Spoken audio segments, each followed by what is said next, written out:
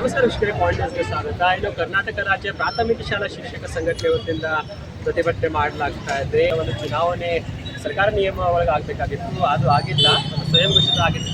ಹೀಗಾಗಿ ಸರ್ಕಾರಿ ಕಡೆ ಲಕ್ಷ್ಯ ಕೊಟ್ಟು ಮತ್ತೊಂದು ಚುನಾವಣೆ ಸರ್ಕಾರಿ ನಿಯಮವನ್ನು ಮಾಡಬೇಕಂತ ಒತ್ತಾಯಿಸಿದ ಈಗ ಪ್ರಾಥಮಿಕ ಶಾಲಾ ಶಿಕ್ಷಕರ ಸಂಘಟನೆ ವತಿಯಿಂದ ಪ್ರತಿಭಟನೆ ಮಾಡಲಾಗಿದೆ. ಏನು ಪ್ರಮುಖ ಬೇಡಿಕೆ? ಸಂಘಟನೆಯ ಅಧ್ಯಕ್ಷರಾದ ಅವ್ರನ್ನೇ ಮಾತಾಡ್ತಾರೆ. ಸರ್, ಏನು ಪ್ರಮುಖ ಬೇಡಿಕೆ? ಕರ್ನಾಟಕ ರಾಜ್ಯ ಪ್ರಾಥಮಿಕ ಶಾಲಾ ಶಿಕ್ಷಕರ ಸಂಘ ಬೆಳಗಾವಿ ಜಿಲ್ಲಾ ಘಟಕಕ್ಕೆ ಚುನಾವಣೆ ಜರುಗಬೇಕಾಗಿದೆ ಸರ್. ನಮ್ಮ ಬೆಳಗಾವಿ ಜಿಲ್ಲೆಯಲ್ಲಿ 7 ತಾಲೂಕುಗಳಿವೆ. 7 ತಾಲೂಕಾ ಘಟಕದ ಚುನಾವಣೆ ಮತ್ತು ಜಿಲ್ಲಾ ಚುನಾವಣೆಯನ್ನು ಬೆಳಗಾವಿ ಜಿಲ್ಲೆಯಲ್ಲಿ ಪ್ರಾರಂಭಿಸಬೇಕಾಗಿತ್ತು. ಸಣ್ಣ 2026-31ನೇ ಸಾಲಿಗಾಗಿತ್ತು. 5 ವರ್ಷಕ್ಕೊಮ್ಮೆ ಪ್ರಜಾಪ್ರಭುತ್ವದ ಸಲಹೆಯ ಮೇಲೆ ಕರ್ನಾಟಕ ರಾಜ್ಯ ಪ್ರಾಥಮಿಕ ಶಾಲಾ ಶಿಕ್ಷಕರ ಸಂಘಕ್ಕೆ ಚುನಾವಣೆ ಜರುಗ್ತಾ ಇದೆ. ಕಾರಣ ಏನಪ್ಪ ಅಂದರೆ ಸರ್ಕಾರ ಇದಕ್ಕೆ ಮಾನ್ಯತೆಯನ್ನು ಕೊಟ್ಟಿರ್ತಕ್ಕಂಥದ್ದು. ಮಾನ್ಯತೆಯನ್ನು ನಾವು ಉಳಿಸ್ಕೊಂಡು ಹೋಗಬೇಕಾಗ್ತಂದ್ರೆ ನಾವು ಪ್ರತಿ 5 ವರ್ಷಕ್ಕೊಮ್ಮೆ ಯಾರು ಸದಸ್ಯರು ಇರ್ತಾರೆ ಪ್ರತಿ ವರ್ಷಕ್ಕೆ 200 ರೂಪಾಯಿಗಳಂತೆ ಹಣವನ್ನು ತುಂಬಿ ಸದಸ್ಯರಾಗಿದ್ದವರ ಹೆಸರುಗಳನ್ನು ಮತದಾರ ಪಟ್ಟಿಯಲ್ಲಿ ಸೇರಿಸಿ ಮುಕ್ತವಾದ ಚುನಾವಣೆಯನ್ನು ನಡೆಸುವಂಥ ಪರಂಪರೆ ಈ ಒಂದು ರಾಜ್ಯ ಪ್ರಾಥಮಿಕ ಶಾಲಾ ಶಿಕ್ಷಕ ಸಂಘಕ್ಕೆ ಇಲ್ಲಿವರೆಗೂ ನಡೆದುಕೊಂಡು ಬಂದಿತ್ತು. ಆದರೆ ಈ ಒಂದು 5 ವರ್ಷದ ಅವಧಿಗಾಗಿ ಏನು 2026ನೇ ಸಾಲಿನಲ್ಲಿ ಚುನಾವಣೆ ಜರುಗಿ 5 ವರ್ಷಕ್ಕೆ ಅದು ಅನುಮೋದನೆಯನ್ನು ಪಡೆದುಕೊಳ್ತಕ್ಕಂಥದ್ದು.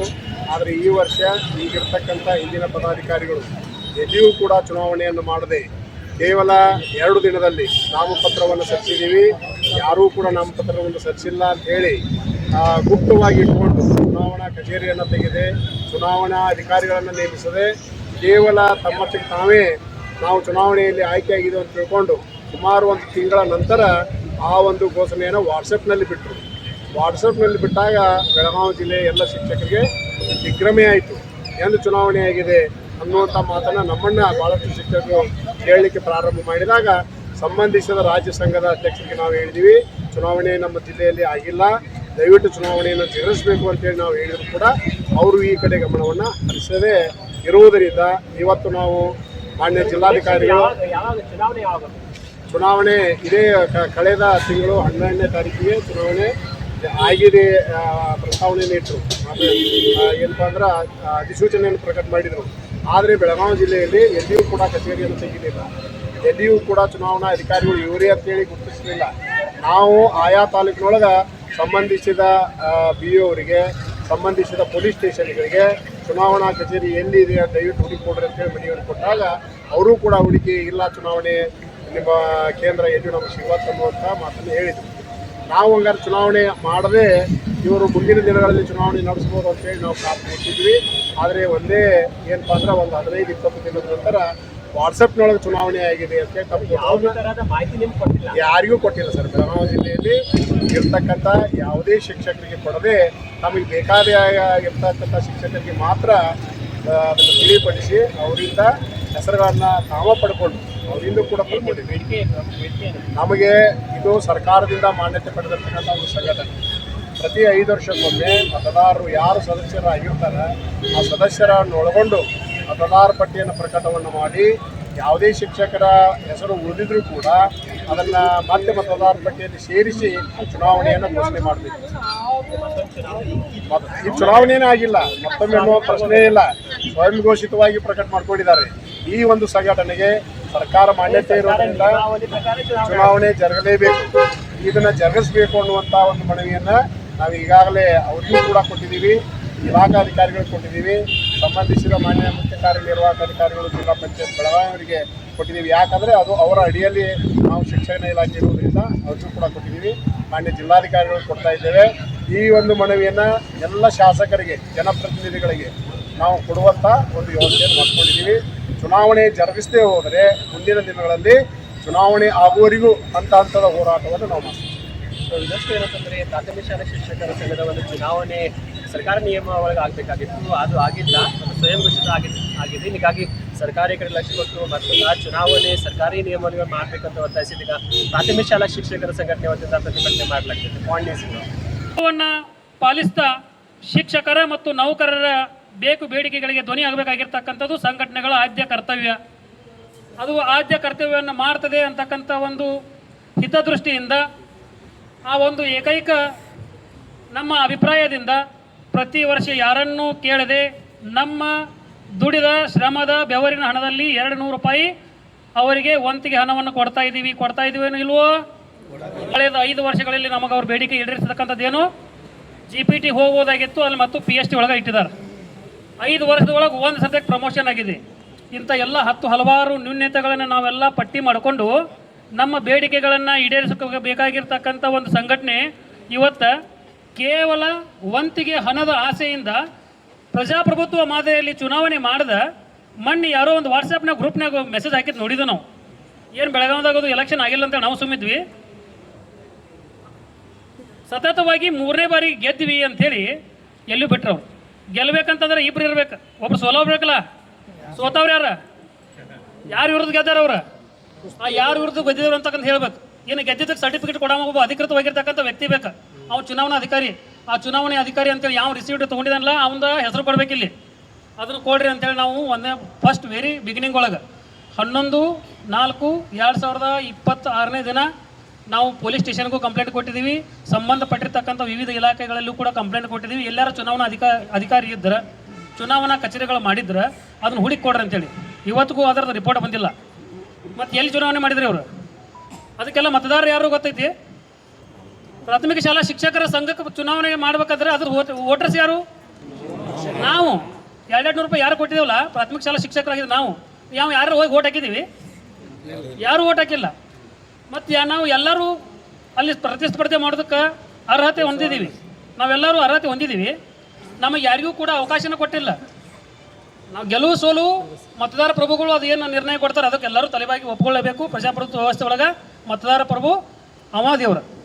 ಆದರೆ ಇವತ್ತು ಪ್ರಾಥಮಿಕ ಶಾಲಾ ಶಿಕ್ಷಕರ ಸಂಘದಲ್ಲಿ ನಾವು ಪದಾಧಿಕಾರಿಗಳಂತ ಹೇಳ್ಕೊಂಡು ಏನು ಹಿಂಬಾಗಿಲಿಂದ ನಾವು ಅಧಿಕಾರಕ್ಕೆ ಬಂದಿದ್ದೀವಿ ಅಂತ ಹೇಳ್ಕೊತಿದ್ರಲ್ಲ, ಇದು ಪ್ರಜಾಪ್ರಭುತ್ವ ವ್ಯವಸ್ಥೆಗೆ, ವಿಶೇಷವಾಗಿ ಶಿಕ್ಷಕರ ಮತ್ತು ನಮ್ಮ ಕರ್ತವ್ಯ ಮಾಡ್ತಕ್ಕಂಥ ಇಲಾಖೆಗೆ ಭಾಳಷ್ಟು ಮಾರಕ ಆಯಿತು. ಇಂಥವ್ರನ್ನ ಮುಂದೆ ಬಿಟ್ಟರೆ ಇವ್ರು ನಾವ ಮಂತ್ರಿ ಅಂತ ಬರ್ಕೊಂಬಂದ್ರೆ ಇವ್ರು ಹೇಳಕ್ಕೆ ಬರೋಂಗಿಲ್ಲ. ನಾಳೆ ನಾವ ಅವ್ರ ಮಂತ್ರಿಗಳು ಇದಕ್ಕೆ ಫಾರಿನ್ ಟೂರ್ ಹೋಗಿದಾರು, ಅಲ್ಲಿ ಮಠ ನಾನು ಮಂತ್ರಿ ಅಂತ ಹೇಳಿದ್ರು ಹೇಳೋಕ್ಕಿಲ್ಲ. ಯಾಕಂದ್ರೆ ಇದೆಲ್ಲ ಪ್ರತಿನಿಧಿಗಳಿಗೆ ಗೊತ್ತದೆ. ಅದಕ್ಕಾಗಿ ದಯವಿಟ್ಟು ಇಂಥ ಒಂದು ಹೋರಾಟಕ್ಕೆ ತಾವೆಲ್ಲ ಬಂದಿದ್ದೀರಿ. ಈ ಹೋರಾಟ ಬರೀ ಇವತ್ತು ಪ್ರಾರಂಭ ಇದು. आज प्रारंभ आहे. ह्यांच्या पूर्ण कंप्लीट केव्हा होते त्यांना सगळ्यांना इलेक्शन इलेक्शन कधीपर्यंत करत नाही तेव्हापर्यंत आपण थांबायचं नाही. ह्या आमच्या हे एक इच्छा आहे. ह्या आपण इथं शपथ करूया आणि सगळे मिळून त्यांना शिक्षक म्हणजे काय म्हणून दाखवूया. शिक्षक म्हणजे त्यांनी सांगितलेले काय ते त्यांनी काय सांगतात ते पाठीमागे बसून ताळी वाजवणार नव्हे, आम्ही सिर्फ ताळी वाजवून घरी जाणार नव्हे. त्यांना 5 वर्षाला एकदा आमच्याकडे यायला पाहिजे आणि आमच्याकडून त्यांनी निवडणूक घ्यायला पाहिजे. त्यांनी जर निवडणूक घेतले नाही तर त्यांनी आमच्या नायक नाही आणि ते नायक व्हायला लायक पण नाही. असं आमच्या हे एवढं आम्ही काय ते पूर्ण आमचे हे होराटचे समिती आहे. या होराट समितीचं पूर्ण नेतृत्व आमचे गंगानवर सर आणि येळूरकर सर, आमचे येळूर सर आणि करंबाकर सर, अनवर सर आणि पूर्ण आज जे आहे हे नेते आहे आमची. आम्ही सगळे मिळून हे होराटला कुडसमनवर सर आहे, विशेष आमचे कुडसमनवर सर आहे. आमच्या पाठीमाग जे आहे सगळ्यांचे मी नाव आता घेऊ शकत नाही. सगळे आमच्या बरोबर आहे. आम्ही सगळे मिळून ह्या होराट यशस्वी करूया म्हणून मी इथं मी थांबतो. तुम्ही आल्याबद्दल तुम्हाला सगळ्यांना धन्यवाद. ಸಂವಿಧಾನದ ನಿಯಮಗಳನ್ನು ಸಂವಿಧಾನದ ನಿಯಮಗಳನ್ನು ಮಕ್ಕಳಿಗೆ ಕಲಿಸುವವರ ನಾವು ಫಸ್ಟ್ಗೆ. ಆ ಸಂವಿಧಾನದ ನಿಯಮಗಳನ್ನು ನಾವು ಬಿಟ್ಟರೆ ಈ ಸಾಮಾಜಿಕ ವ್ಯವಸ್ಥೆ ಯಾವ ರೀತಿ ಆಕೈತೆ ಅನ್ನುವಂಥದ್ದನ್ನು ಇವತ್ತಿನ ಈ ಶಿಕ್ಷಕರ ಸಂಘಟನೆಯ ಸ್ವಯಂ ಘೋಷಿತ ಪದಾಧಿಕಾರಿಗಳನ್ನು ನೋಡಿದ್ರೆ ಇಲ್ಲಿ ಏನು ಅನ್ಸತ್ತಪ್ಪ ಅಂತಂದ್ರೆ ಸಂಘಟನೆಗಳು ಹಿಂಗೂ ಅದಾವನ ಅನ್ನುವಂಥ ಮಾತು ಇವತ್ತು ಜಿಲ್ಲೆಯೊಳಗೆ ರಾಜ್ಯದೊಳಗೆ ತಾಂಡವಾಡ್ತಾ ಇದೆ. ಸ್ವಲ್ಪ ವಿಚಾರ ಮಾಡಿರಿ. ಇವರಿಗೆ ಚುನಾವಣೆ ಮಾಡ್ಬೇಕಂತೇಳಿ ಮೊದಲು ಬಯಲಾದಾಗಾರ ಯಾಕೆ ಇಟ್ಕೊಂಡಿದ್ದಾರೆ ಇವರು? ನಾವ ಈ ಸಂಘ ಇರು ಮಠ ಪದಾಧಿಕಾರಿಗಳು ಇರ್ತಾವ ಅಂದ್ಬಿಟ್ರೆ ನಡೀತಿತ್ತಲ್ಲ. ಏನು ಬಯಲಾ ಅಂದ್ರೆ ಇವ್ರ ಮನೆ ನೀವು ಹೆಂಗೆ ಬೇಕು ಹಂಗೆ ಬಯಲಾ ತಿದ್ಕೊಂಡು ಇಲ್ಲಿ ಶಿಕ್ಷಕರು ಎಲ್ಲರೂ ಅದೇವಿ. ಪ್ರತಿಯೊಬ್ಬ ಪದಾಧಿಕಾರಿ ಆಗ್ಲಿಕ್ಕೆ ನಿಮಗೆಲ್ಲರಿಗೂ ಹಕ್ಕೈತಿ, ಅದನ್ನ ತಲೆಯಾಗಿ ಇಟ್ಕೋರಿ. ಜಿಲ್ಲಾಕ್ಕೆ ನಿಲ್ಬೇಕಾದ್ರೆ ಅವಾಗೊಂದು ರೂಲ್ಸ್ ಬೇರೆ ಅಂತ, ರಾಜ್ಯಕ್ಕೆ ನಿಲ್ಬೇಕಾದ್ರೆ ರೂಲ್ಸ್ ಬೇರೆ ಅಂತ, ತಾಲೂಕಿಗೆ ನಿಲ್ಬೇಕಾದ್ರೆ ರೂಲ್ಸ್ ಬೇರೆ ಅಂತ. ಇವ್ರಿಗೆ ಬೇಕಾದಂಗೆ ಬಯಲಾ ಮಾಡ್ಕೊಳ್ಳೋದಾದ್ರೆ ಮತ್ತು ನೀವೆಲ್ಲರೂ 200 ರೂಪಾಯಿ ಕಟ್ ಮಾಡಿ ಸದಸ್ಯರು ಆಗೋದು ಅದಕ್ಕೆ ನಾವು ಇವ್ರ ಪದಾಧಿಕಾರಿಗಳನ್ನ ಮಾಡವ್ರು ಯಾರಪ್ಪ ಅಂತಂದ್ರೆ ಇವರಲ್ಲ. ಇಲ್ಲಿ ಕೂಡಿದಂಥವ್ರು, ತಾಲೂಕಿನಲ್ಲಿ ಇರ್ತಕ್ಕಂಥವ್ರು, ಜಿಲ್ಲೆಯೊಳಗೆ ಇರ್ತಕ್ಕಂಥ ಎಲ್ಲ 4-5 ಸಾವಿರ ಶಿಕ್ಷಕರು. ನಾವು ಶಿಕ್ಷಕರ ಸಂಘದ ಸದಸ್ಯರಂದ್ರೆ ಆ ಸಂಘಟನೆಯ ಪಿಲ್ಲರ್ಗಳು ಅನ್ನೋದು ಅವ್ರಿಗೆ ನೆನಪಿಲ್ಲ. ಅವರು ಮನಸ್ಸು ಮಾಡಿರೋ ಪದಾಧಿಕಾರಿಗಳು ಅಕ್ಕ ಅಂತ ತಿಳ್ಕೊಂಡಿದ್ದಾರೆ. ಅವರು ಅಲ್ಲ, ಇಲ್ಲಿ ಕೂಡಿದಂಥವ್ರು, ಶಾಲೆ ಒಳಗಿದ್ದಂಥವ್ರು, ಮನೆಯಾಗಿದ್ದಂಥ ಎಲ್ಲ ಶಿಕ್ಷಕರ ಮನಸ್ಸು ಮಾಡಿದಾಗ ಅವರು ಪದಾಧಿಕಾರಿ ಆಗಕ್ಕೆ ಸಾಧ್ಯತೆ ಇದೆ. ಅಲ್ರಿ ನಾವು ಹೇಳತ್ತೇವೆ ಒಂದು ಮಾತಾ, ನಾವು ಒಂದು ಪ್ರಶ್ನೆ ಕೇಳ್ತೇನೆ ಈಗ.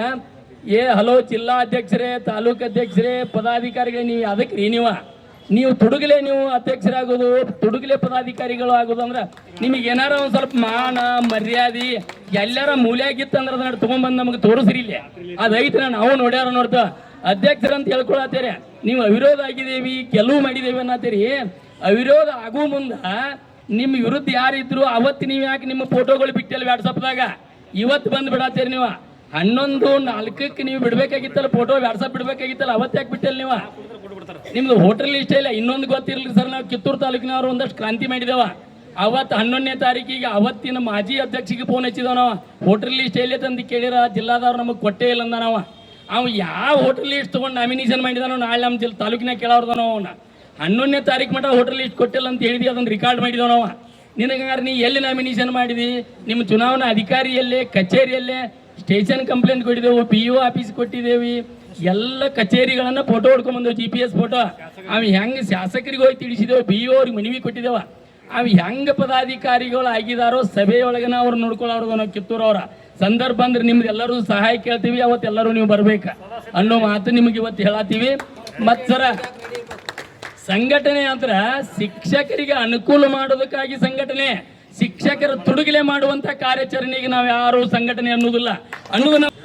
लोकशाहीची मूल्य जपणारी लोक, संविधानाची प्रतिज्ञा करून आमचा दिवस सुरू होतो.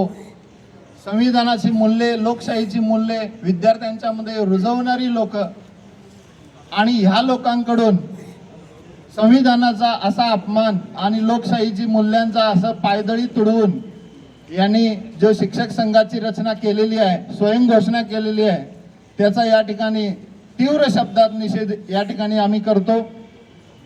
आणि जोपर्यंत ही निवडणूक होत नाही तोपर्यंत गुरुस्पंदन पॅनल त्यांना जगू देणार नाही आणि सोडणार नाही अशी घोषणा या ठिकाणी मी करतो. या शिक्षक संघाने जे केलेलं काम आहे ते अतिशय शिक्षण क्षेत्रातील शिक्षकांसाठी अत्यंत काळा दिवस आहे असं मला या ठिकाणी सांगावंसं वाटतं. आणि हा काळा दिवस आम्ही आजपासून या ठिकाणी आचरण करीत आहोत, सुरू करीत आहोत आणि त्यांचा धिक्कार करीत आहोत. धन्यवाद.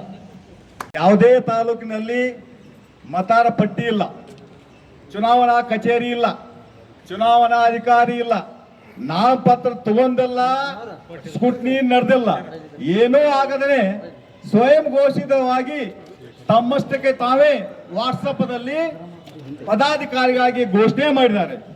ಹೀಗಾಗಿ ಅದು ಪ್ರಜಾಪ್ರಭುತ್ವದ ದೃಷ್ಟಿಕೋನದಿಂದ, ನ್ಯಾಯ ಮಾರ್ಗದಿಂದ ಚುನಾವಣೆ ಮಾಡಿ ಬಂದಿದ್ರೆ ನೀವು ಕೂಡ ಉಪನಿರ್ದೇಶಕರ ಕಚೇರಿಯಲ್ಲಿ ಅವರಿಗೆ ಮಾನ್ಯತೆಯನ್ನು ಕೊಡಬೇಕು.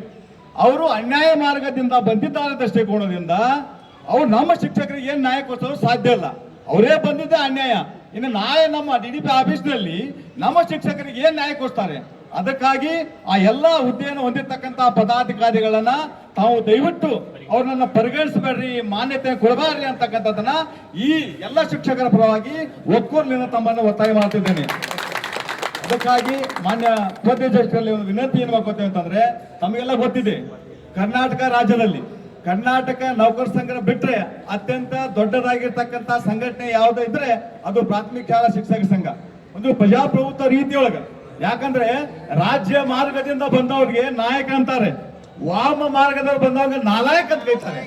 ಅದಕ್ಕಾಗಿ ದಯವಿಟ್ಟು ನೀವೆಲ್ಲರೂ ಕೂಡ ಆ ಪದಾಧಿಕಾರಿಗಳನ್ನ ದಯವಿಟ್ಟು ಅದನ್ನ ನೀವು ಪರಿಗಣಿಸಬಾರ್ದು. ಅದಕ್ಕೂ ಕೂಡ ಇನ್ನೊಂದು, ಯಾವುದೇ ಕೌನ್ಸಿಲಿಂಗ್ ನಲ್ಲಿ ಅವ್ರನ್ನ ಕೈತಕ್ಕದ್ದಲ್ಲ, ಅವ್ರನ್ನ ಕೂರಿಸ್ತಕ್ಕದ್ದಲ್ಲ.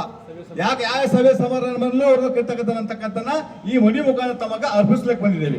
ಯಾಕಂದ್ರೆ ಇವ್ರು ಏನಾದ್ರೂ ಕೂಡ ಕೌನ್ಸಿಲಿಂಗ್ ನಲ್ಲಿ ಬಂದು ಹಾಜರಾದ್ರೆ ಅನ್ಯಾಯದಿಂದ ಬಂದವರಿಗೆ ನ್ಯಾಯ ಕೊಡ್ಸಕ್ಕೆ ಸಾಧ್ಯವಿಲ್ಲ. ಅದಕ್ಕಾಗಿ ಅವ್ರೇನು ಕೂಡ ಪರಿಗಣಿಸಬೇಡ್ರಿ. ನಮ್ಮನ್ನು ಸಾಕಷ್ಟು ಸಂಘಟನೆ ಅವ್ರೇನೋ ಪರಿಗಣಿಸಿದರೆ ನಾವು ಎಲ್ಲ ಸಂಘಟನೆಯವರು ಕೂಡ ನಾವು ಅಲ್ಲಿ ಬರಬೇಕಾಗುತ್ತೆ. ದಯವಿಟ್ಟು ಅದು ನಮ್ಮ ಮಾನ್ಯವನ್ನ ಪರಿಗಣಿಸಿ ನಮ್ಗೆಲ್ಲರೂ ಕೂಡ ಒಂದು ಒಳ್ಳೆಯ ನ್ಯಾಯವನ್ನು ಒದಗಿಸಿಕೊಡ್ಬೇಕಂತ ವಿನಂತಿ ಮಾಡ್ಕೊಳ್ತೇವೆ. ಶಾಲಾ ಶಿಕ್ಷಕರ ಸಂಘದ ಒಂದು ಚುನಾವಣೆ ಸರ್ಕಾರ ನಿಯಮ ಒಳಗೆ ಆಗಬೇಕಾಗಿತ್ತು, ಅದು ಆಗಿಲ್ಲ, ಮತ್ತು ಸ್ವಯಂ ಘೋಷಿತ ಆಗಿದೆ. ಹೀಗಾಗಿ ಸರ್ಕಾರಿ ಕಡೆ ಲಕ್ಷ್ಯ ಕೊಟ್ಟು ಮತ್ತೊಂದು ಚುನಾವಣೆ ಸರ್ಕಾರಿ ನಿಯಮಗಳು ಮಾಡಬೇಕಂತ ಒತ್ತಾಯಿಸಿದ ಈಗ ಪ್ರಾಥಮಿಕ ಶಾಲಾ ಶಿಕ್ಷಕರ ಸಂಘಟನೆ ವತಿಯಿಂದ ಪ್ರತಿಭಟನೆ ಮಾಡಲಾಗ್ತದೆ. ಪಾಯಿಂಟ್